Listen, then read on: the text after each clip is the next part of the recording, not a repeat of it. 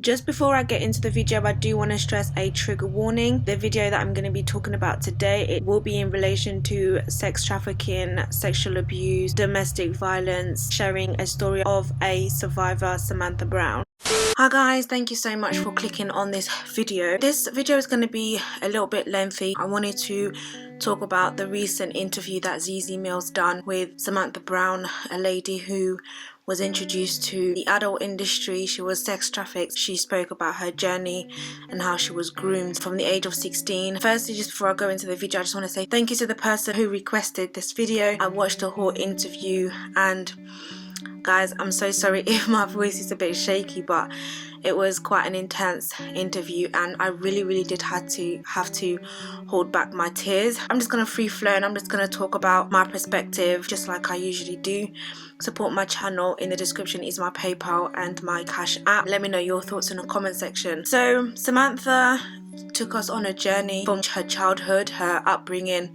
I love the fact that Zeze kind of just opened the floor for her and allowed her to share her story. The interview was great. She allowed her to speak freely. I really felt like it was a safe space. You was able to just zone in and just focus on what Samantha was saying. It was interesting to me because Samantha was saying that from a young age she never really grew up in a bad household. You know, she had both of her parents.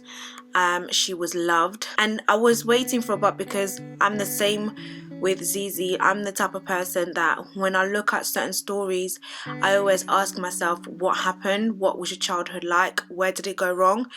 I'm all about looking into the root of the issue. It's not about how they behave. It's not about the alcohol, the smoking, the addiction.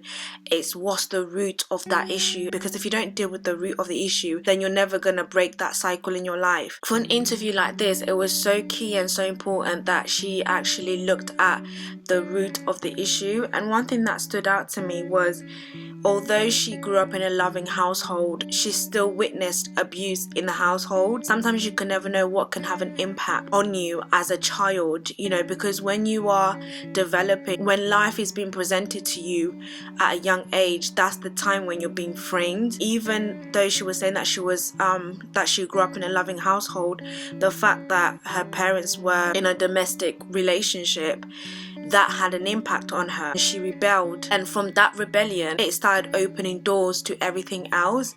She didn't really want to be in the house anymore. She was always outside, and I spoke about this. I did a live with a channel called The African Millennial. We was talking about protecting young girls, and it reminded me of that, because one thing that I was saying was that sometimes when we look at young girls' behaviors, we always shame them. We're very quick to judge, but sometimes you have to sit back and ask yourself, what's the reason why that child doesn't want to be at home? Why is that child always out of the house? It doesn't matter whether they have a relationship with their parents or whether they're getting that love, but there's something that is pushing them out of the door. There's something that is making them feel like, I would rather be out with my friends than be at home and witness this. And that's what Samantha's story or upbringing reminded me of.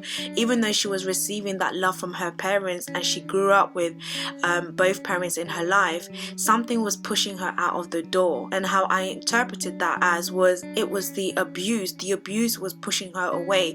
She was witnessing that, and that was affecting her. That was a seed that was planted in her, and every time she would witness the abuse, it was almost like that was being watered, and it was that seed of rebellion. She started being introduced to the wrong people, you know, who started to have an influence in her. And when you're a young girl and you are pushed out of your door, you're vulnerable.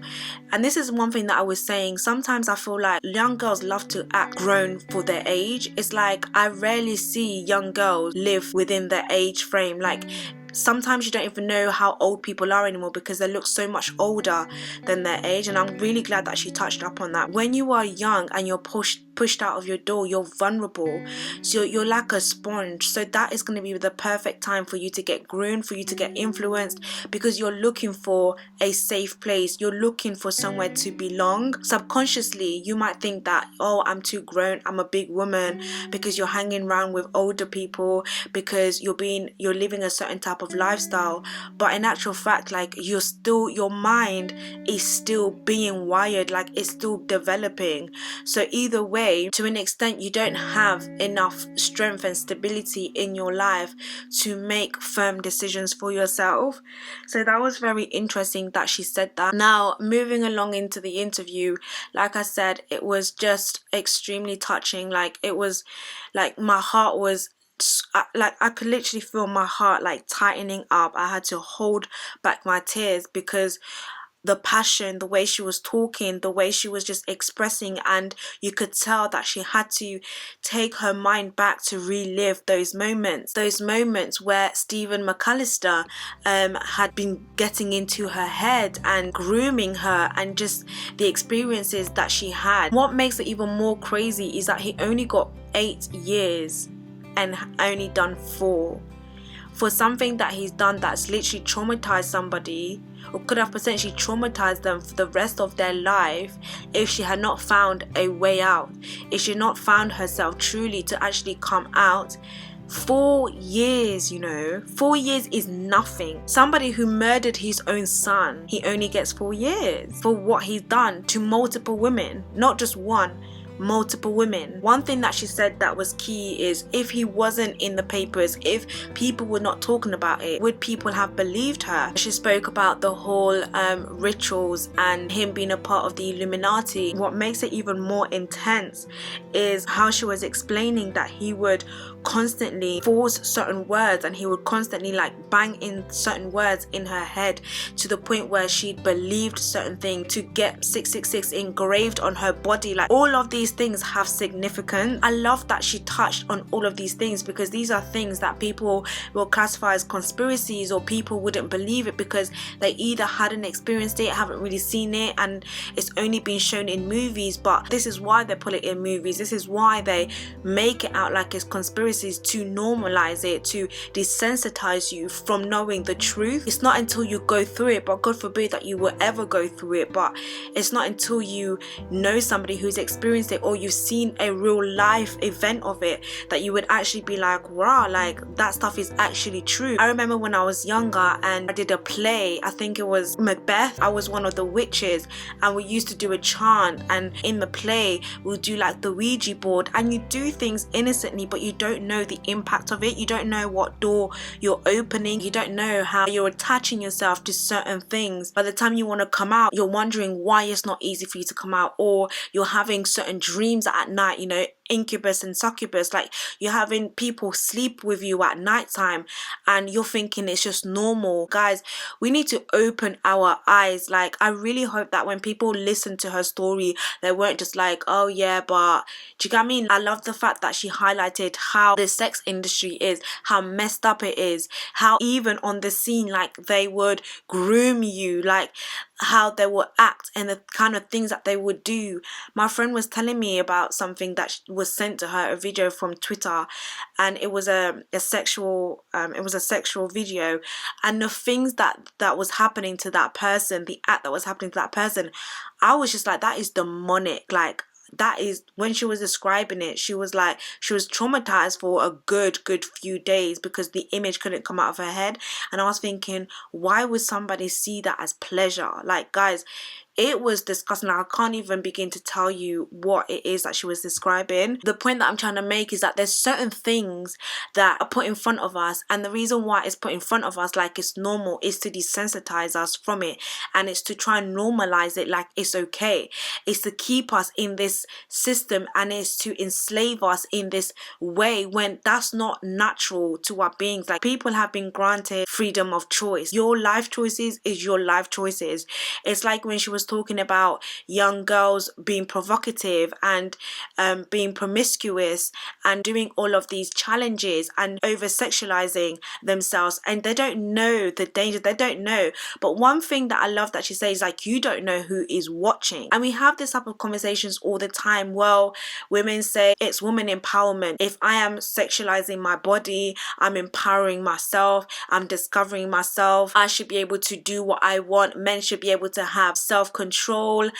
and all of this. And it's like, you don't know who is watching. The world that we're living in is not the world that you're living in your head. And what happened to us living our age? If you're a 13-year-old girl, there is no reason as to why you should be doing basset challenge. There is no reason as to why you should be all over the internet posting half naked on your Instagram, on your Twitter. Like, and guys, this is not me throwing out judgment. This is me being realistic. Just because the general consensus says that it's okay, it's women empowerment, does not mean that I have to say that it's okay. Just because the world says that, oh, we are in a new age generation, we are in a new times, women should be free, that doesn't mean that I have to agree with it. One thing that she was saying, which I absolutely agree with, is if you're gonna do that, fair enough, do it, because it's your body, your life choice. However, you need to know and understand the type of attention you're gonna receive, and you need to be okay with that. You need to be ready for that. But don't then put something like that out there